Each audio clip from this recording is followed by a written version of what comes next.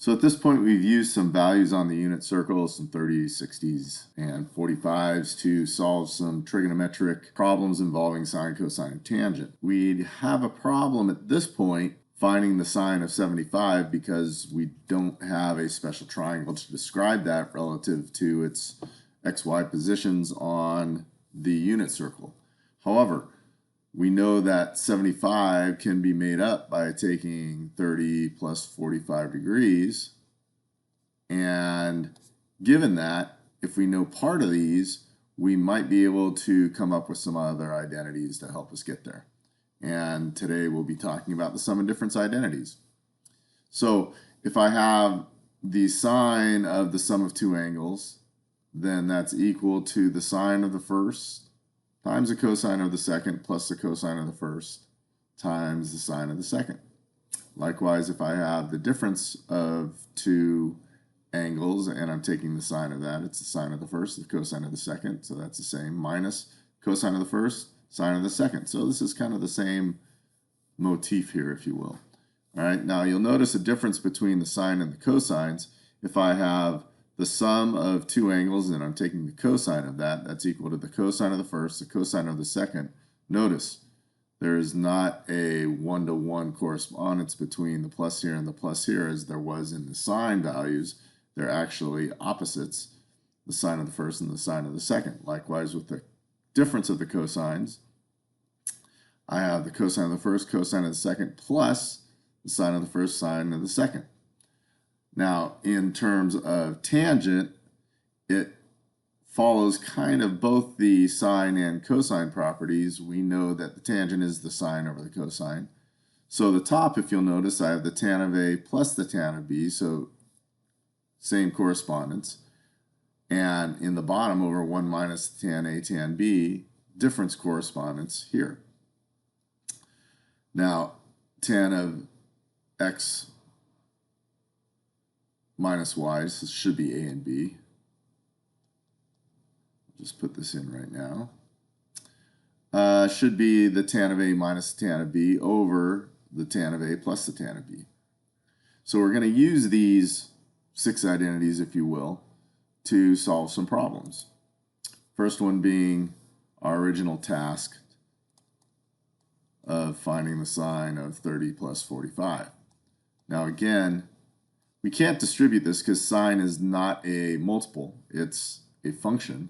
So we know this is the sine of 30 times the cosine of 45 plus cosine of 30 times the sine of 45. We know values of all these. Sine of 30 is a half. Cosine of 45 is root 2 over 2 plus cosine of 30 is root 3 over 2. And again, root 2 over 2. So this is root 2 plus root 6 over 4. And that's the exact value. Obviously, we could plug that into a calculator and get a decimal approximation. Cosine of 195. Now, I have trouble adding and subtracting. I'm not very good with my basic math. So what I do is I kind of look at this and say, I can't figure out what adds to get me 195. I do know this though. I know that 195 is right around here and it has a reference angle of 15 degrees, which has the same value as this 15 degrees over here. However, if I want to look at the cosine of that, I know that the cosine value here is positive while the cosine value here is negative. So what I'm going to do is I'm going to say this is equivalent to the opposite of the cosine of 15. I try to keep everything between 0 and 90 if I can. You may, because I've just thought of it, find that the cosine of 150 50 plus 45 will do it for you, and then you can get the 195 that way. I like this cosine of 15, which is basically the opposite of the cosine of 45 minus 30. So now I have it in 30s and 45s, which I'm pretty good at. And that is the opposite of the cosine of 45 times the cosine of 30 plus the sine of 45 and the sine of 30. Again, the opposite of, this is root 2 over 2 and root 3 over 2. And then I need the sine values, which is root 2 over 2 again, and a half. So you'll notice that this is the opposite of root 6 plus root 2 over 4. I'll put that in parentheses. And you get the same value by doing this calculation as well. So they want me to evaluate this. However, I noticed that I can break this down into 45 and 30, and this could be, again, a difference of 45 and 30, and expand all these and then subtract and then multiply these. But that seems painful because this to me looks like it's already in some identity. In fact, this is the tan of a minus b, or in this case, the tan of 75 minus 15, which is the tan of 60. Which means all I need to do is find out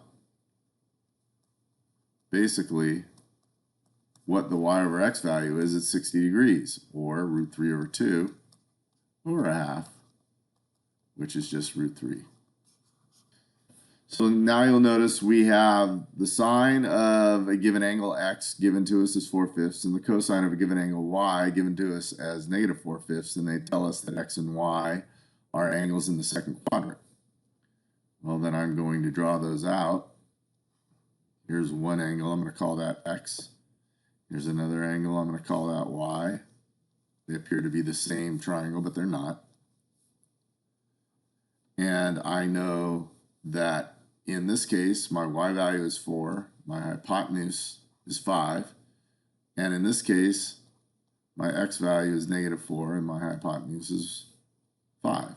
Thus, over here, I have a y value of 3 and negative 3 corresponding to the x. And if I want the cosine of x plus y, that's the cosine of x times the cosine of y minus the sine of x times the sine of y. Well, I can find that all from these two pictures. Cosine of x is negative 3/5. Cosine of y is negative 4/5. I'm going to subtract the sine of x, which is 4/5, and the sine of y, which is 3/5. So I get 12/25 subtracted by 12/25, which ends up being 0. Again, similar situation. I have two angles. This time they're in the third quadrant. We'll call this one x here. We'll call this one y here. Here's my right angle. I have a cosecant, which we know is r over y. So in this case, y is a negative 8, r is 17. That's an 8, 15, 17 triangle. That 15 is going to be negative since it's in the third quadrant.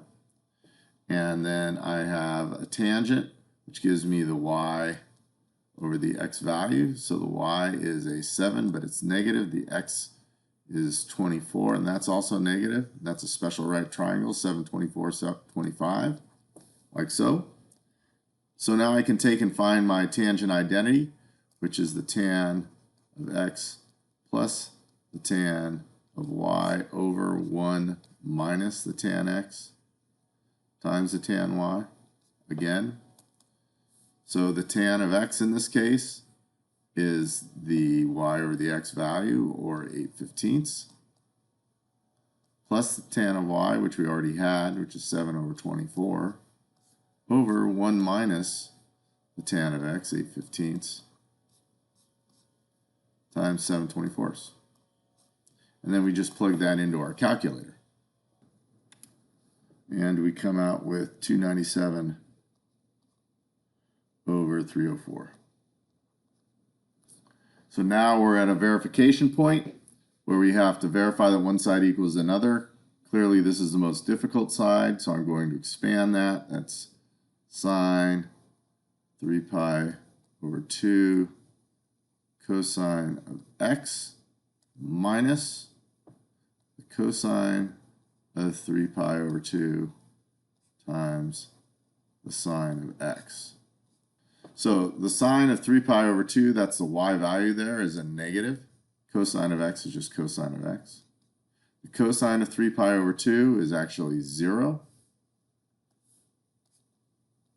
0 times anything is 0. So what do you know? Real quick, down and dirty. All right, this problem looks a bit overbearing because we have to take and basically expand this, distribute cosine through, expand this, distribute sine through. Also, we can get cosine of y.